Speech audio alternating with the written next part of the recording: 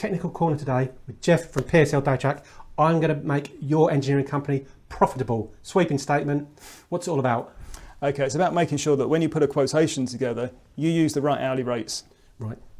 But what hourly rates? I mean, how many variables are there?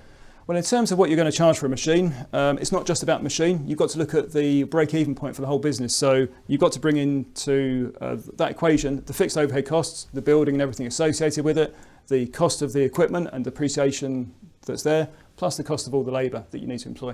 So I'm thinking, if I'm looking at my profit and loss report, I'm pretty much covering every cost in there, almost. It's making sure, that you cover every basic cost that has to go out the door. And then obviously what you're going to sell those hours for, you then decide what you want that sales rate to be on top of the break-even point. Sounds complicated. We've got a guide we've put together over the years, and that will take you through an example of how to put all these elements together. Obviously, at times we'll advise you to talk to your accountant if you want to obviously get the right figures for your business, but here's the template for you to follow to work out what those rates should be. So instead, I'm not charging £5 when it should be, you're saying £20, but I'm not charging £40 either. It gives you a good guide. Yeah, the idea is you don't want to charge too much because you want to be competitive. You want to make sure that at the point you win the business, if it's going to be repeat business, you get the repeat. It doesn't go somewhere else. Okay. What I want to do is reference a video we did with Steve, who is from Mainland Engineering. He's a very, very brave man, because let's hear what he had to say. I'm going to put you on the spot. Has it ever identified that you've been making a loss on a part inadvertently?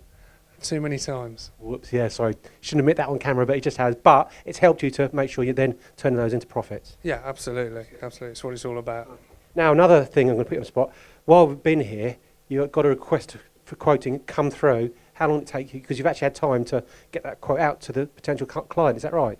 Yeah, so because you were here, we looked at the clock and it took us 3 minutes from receiving the drawing to emailing off the quote with the price.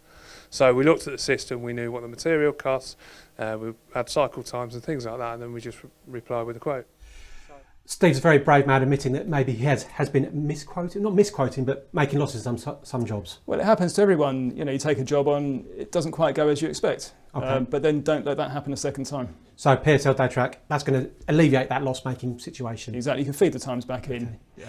And there's a lot of variables which you've already mentioned. You're going to make it nice and simple.